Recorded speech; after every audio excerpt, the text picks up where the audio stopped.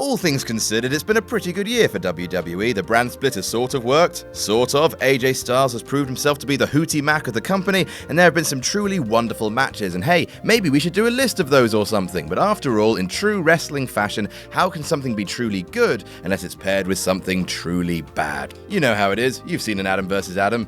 So while it's probably nicer for everyone to focus on the best of 2016, we know what you like. You want to talk about the worst. I'm Adam from WhatCulture.com, and here are the 10 worst WWE pay-per-view matches of 2016. Number 10, Charlotte vs. Natalya, Payback. At WrestleMania, Charlotte, Sasha, and Becky put on the match of the night, capped off with the Divas Championship being permanently shelved and replaced with the rebooted Women's Championship. Ding dong, the witch is dead, etc. Charlotte's first defense of the brand new title against Natalya at Payback. I can remember nothing about this match apart from the ending. Proof that sometimes a finish can be so bad it turns a good match into one of the stains of the year. Charlotte locked Natalya in the sharpshooter and Charles Robinson rang the bell even though Natalya didn't tap.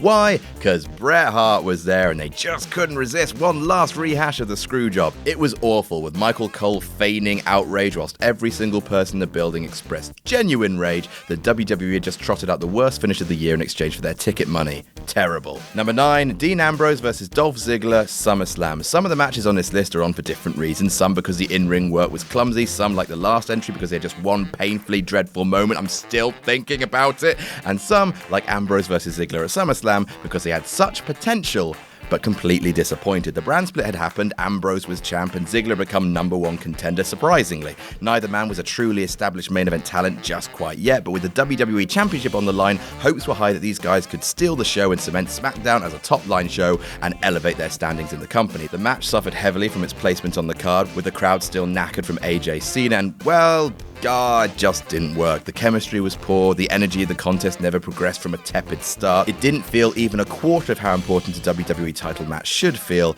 and neither man emerged from the contest looking any better. In fact, they both looked a bit worse. Number 8, Dana Brooke vs. Bayley, Hell in a Cell. This was a bit of a mess. Bayley's fantastic, but she's not quite at the stage where she can carry anyone to a good match. And while Dana looks fantastic, she's still, to quote Shakespeare, green as turtle shit. At Hell in a Cell, the two women had a match that would have been considered fairly empty even for Raw, with the crowd as lively as a frozen turd throughout. Dana worked Bayley's arm for about 6 boring minutes and then a Bayley to belly out of nowhere, and it was all over.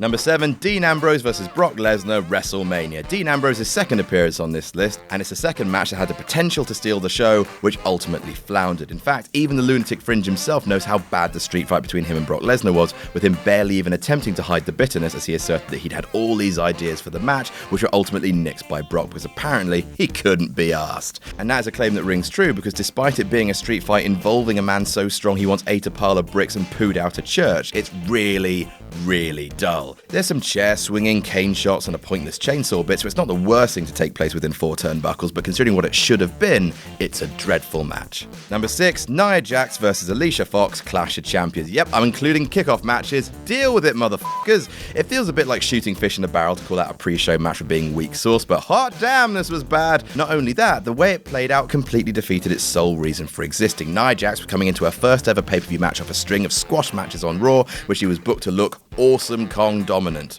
Then, it took her 5 full minutes to put away Alicia Fox, someone with such little momentum I'm genuinely surprised she's able to move at all. What should have been a strong showing for Jax was a clumsy, heatless mess of shoving and Alicia Fox's flailing limbs. Number 5, the Ambrose Asylum match, Extreme Rules. You knew the Ambrose Asylum match at Extreme Rules was going to be poor from the moment you saw a fucking pot plant hanging above the cage. It's an example of a match being ruined by its own gimmick, not on the same level as Kennel of Hell, but, you know, in that ballpark. It was such a slow, crowd-killing match with the pace ruined every single time they had to climb laboriously to the cage to grab a new weapon. Now, sure, it ended with thumbtacks, which was pretty damn shocking, especially since the two men were largely fueling over a fucking jacket, but the sight of Y2J with tacks sticking out of his fingers cannot rescue the Asylum from being sent to the landfill of tried and failed gimmick matches. Number 4, The Miz vs. Darren Young, Battleground. Another case of a preposterous finish ruining an otherwise fine match. I've actually consulted with a team of referees, bookers, and scientists to try and work out what happened at the end of the Miz-Darren Young IC title match at Battleground. Young had a tiny bit of momentum, half from lucking his way to a Battle Royal win and also a win over Alberto Del Rio, half from fans pitying the utterly shit Bob Backlund Karate Kid gimmick he'd been given. The match was going okay, the crowd was a bit dead, but then the ending happened. Now here's what we know. Miz tried to leave. Backlund stood in his way. Then while Miz and Darren Young were in the ring, Maurice slapped Backlund and then pretended to fall over. Then Backlund half took off his shirt so it became a big white bib. Then Miz shoved him over. Darren put Miz in a submission move that wasn't the crossface chicken wing on the outside, and the ref called off the match. Now, why? At no point did either Miz or Darren Young get struck by anyone who's not in the match, and the submission hold on the outside had only been locked in for about, 5 seconds at most before the match was thrown out. I just don't get it. What am I missing? It's booking that's so bafflingly bad that, again, match ruined. Number 3, Golden Truth versus Breezango, Money in the Bank. This was not a match, it was a comedy f***ing sketch, and WWE sanctioned comedy is about as funny as a crushed eyeball. The Golden Truth, which despite all the deaths is still the most devastating thing to happen to entertainment, had meddled with Breezango's tanning beds and they'd gotten incredibly sunburned.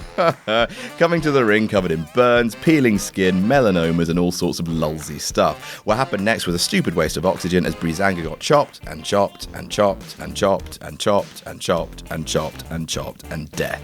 Number 2, Roman Reigns versus Triple H, WrestleMania. 27 minutes. That's how long it took Roman Reigns to win the WrestleMania main event to the howls of derision. Hey, said Vince, you know that thing you don't at all want and have spent weeks telling me that you don't at all want? Here's half an hour of it. If you need me, I'll be refreshing internet forums and masturbating. The main event of WrestleMania is supposed to be that final explosion of joy and excitement to cap off a year, and after back-to-back Manias where that happened, a boring, slow-moving, crowd-repelling dud of a WrestleMania main event stings, and stings bad.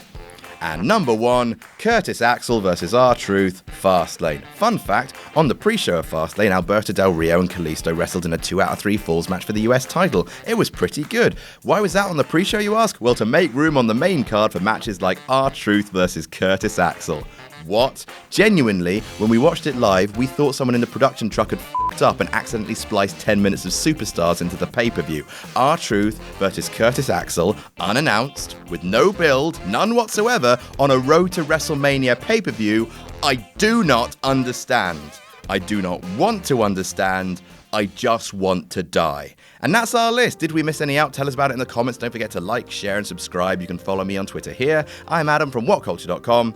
And I'll see you soon.